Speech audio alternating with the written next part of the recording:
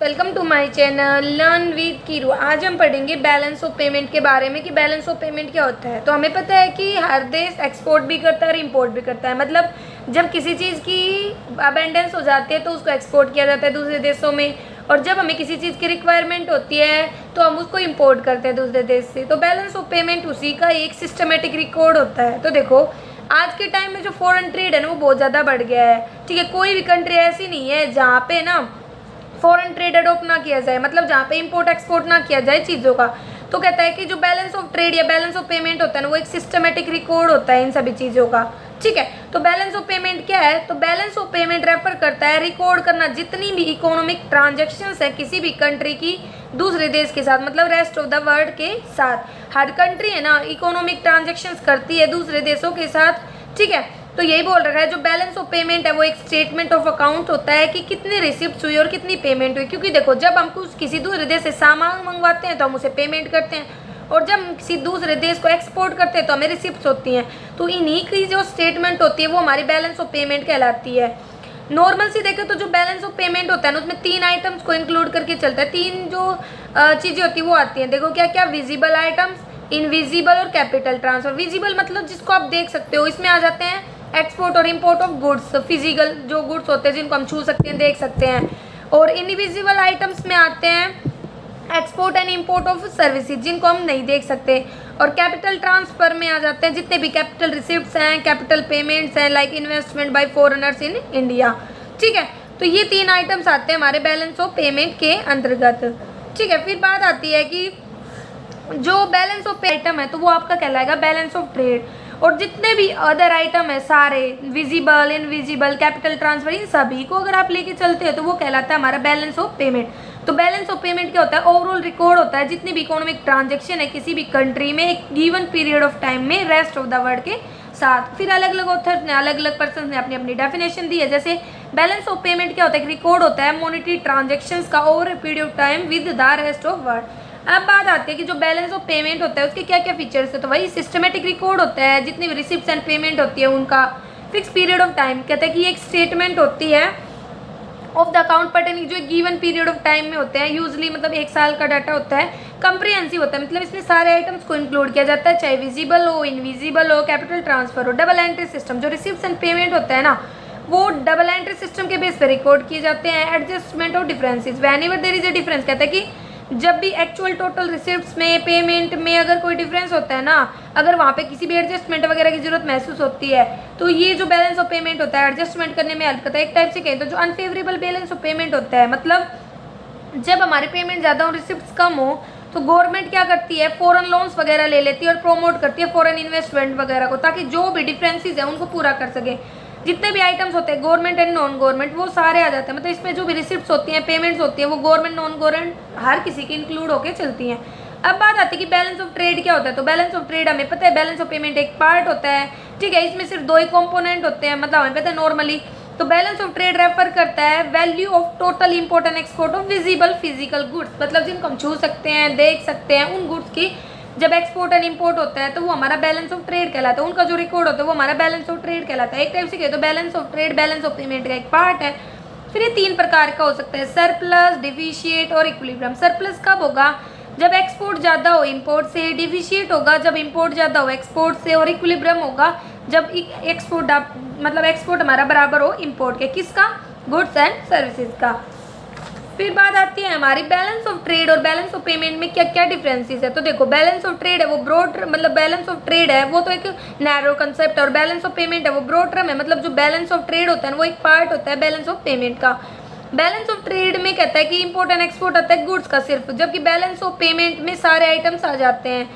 जो balance of trade होता है अगर वो अनफेवरेबल है तो बैलेंस ऑफ पेमेंट फेवरेबल हो सकता है। ऐसे ही अगर बैलेंस ऑफ ट्रेड फेवरेबल है तो बैलेंस ऑफ पेमेंट अनफेवरेबल हो सकता है। अगर बैलेंस ऑफ ट्रेड में डिफिशिएट है तो हम उसको बैलेंस ऑफ पेमेंट के हेल्प से पूरा कर सकते हैं, लेकिन अगर बैलेंस ऑफ पेमेंट में डिफिशिएट है तो हम उसको बैलेंस ऑफ ट्रेड के हेल्प से नहीं पूरा कर सकते।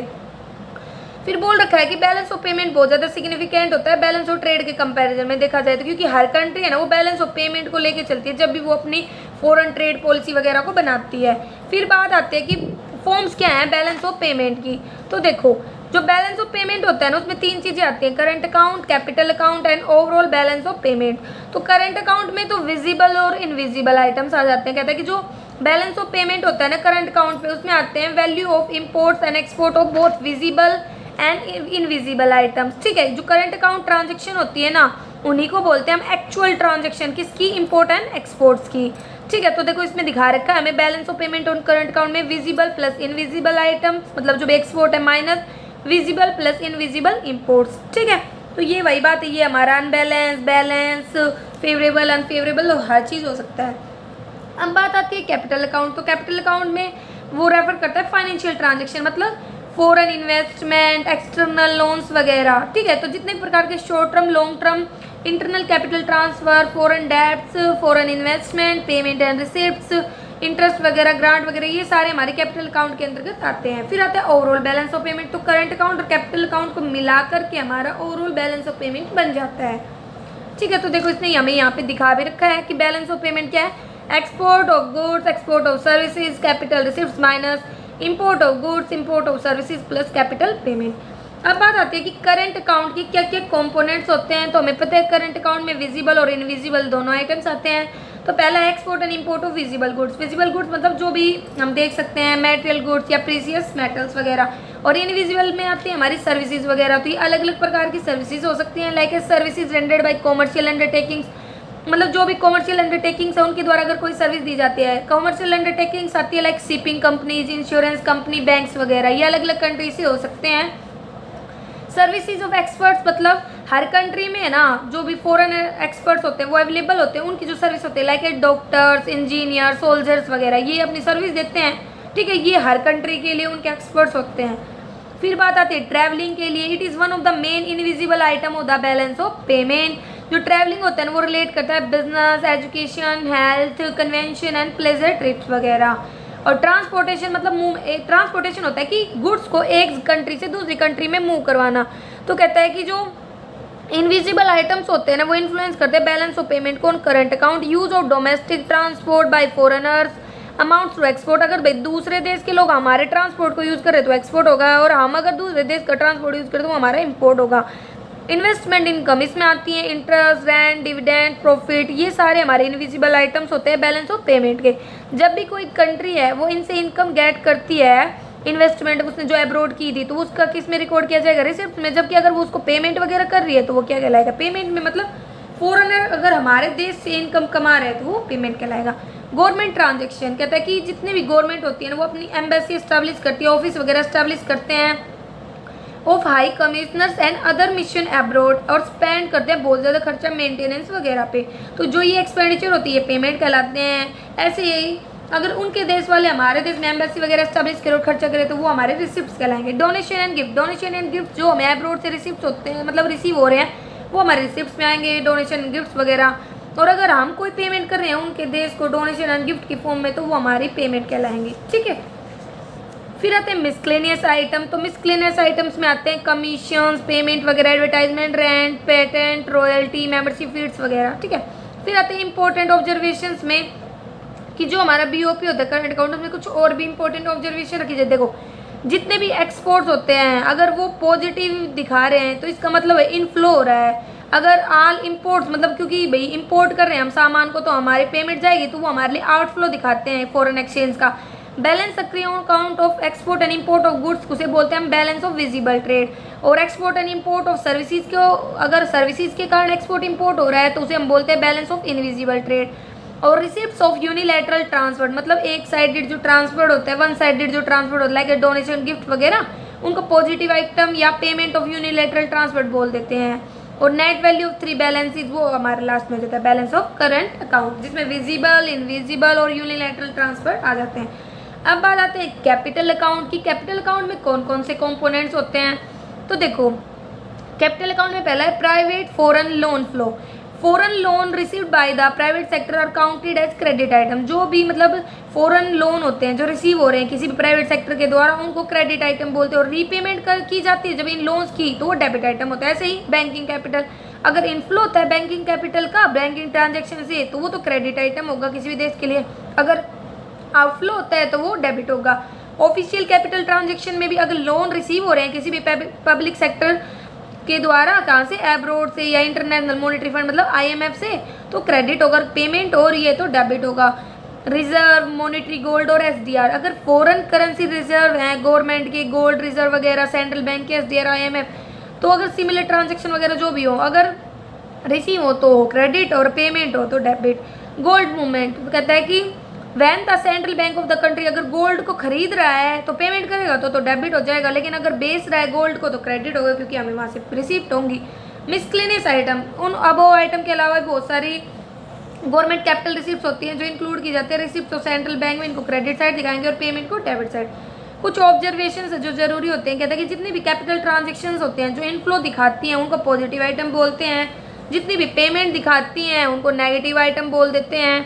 और इन दोनों का जो बैलेंस होता है, मतलब कहता है कि net value balance on account of FDI और पोर्टफोलियो इन्वेस्टमेंट, उनको हम कैपिटल अकाउंट में रिकॉर्ड करके चलते हैं। अब बात आते हैं other phases of balance of payment. तो देखो एरर एंड ओमिशन मतलब होता है गलतियां वगैरह हो जाएं या हम कुछ भूल जाएं, तो एरर एंड ओमिशंस को ऐड किया जाता है largely as balancing item in the BOP account, मतलब बैलेंस करने के लिए जो भी आइटम्स वगैरह होते हैं ना हमारे बैलेंस ऑफ पेमेंट अकाउंट में, उसके लिए। तो owing to a large variety of transaction, बहुत सारी जो ट्रांजेक्शन वगैरह होते हैं उनको देखते हुए ये पॉसिबल नहीं है कि हम हर ट्रांजेक्शन को रिकॉर्ड कर पाएँ 100% एक्यूरेसी के साथ, कुछ ना कुछ तो एरर ओमिशन वगैरह कर हो ही जाते हैं।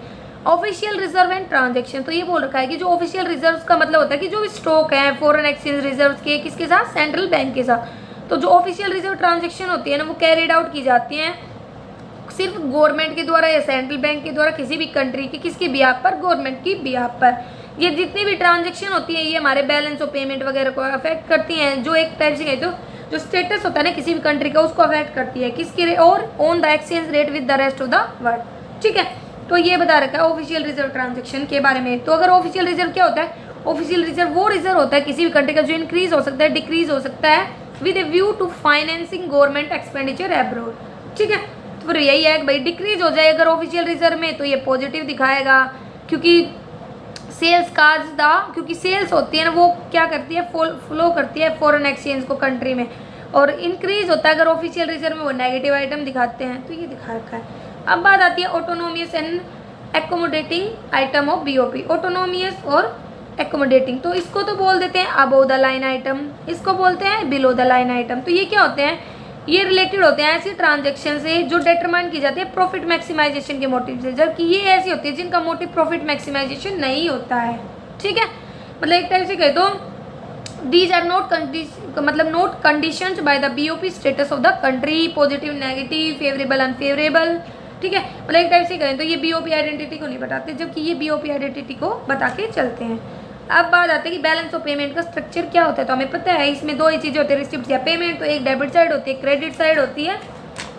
तो देखो इसने हमें दिखा रखा है, ये हमारी क्रेडिट साइड है, मतलब जो जो हमें रिसिप्ट हुई हैं, और ये हमारी डेबिट साइड है, मतलब जो जो हमने पेमेंट किए। करंट अकाउंट में कौन कौन से आइटम आते हैं और कैपिटल अकाउंट में कौन कौन से आइटम आते हैं वो बता रखा है इसने। बैलेंस ऑफ पेमेंट मतलब ट्रेड को तो हम एक्सपोर्ट इंपोर्ट से निकालते हैं, जो कि बैलेंस ऑफ पेमेंट को जब हम इनविजिबल आइटम भी इसमें जोड़ देते हैं तो वो हमारा बैलेंस ऑफ पेमेंट आ जाता है। तो ये हमारा स्ट्रक्चर है। इससे आगे हम हमारे नेक्स्ट पार्ट में पढ़ेंगे। अगर आपको यहाँ तक कोई भी कंफ्यूजन हो तो आप कमेंट करके पूछ सकते हैं। मेरी वीडियो कैसी लगी कमेंट करके जरूर बताएं। इसे लाइक करें, सब्सक्राइब करें, अपने फ्रेंड्स में शेयर करें। Thank you.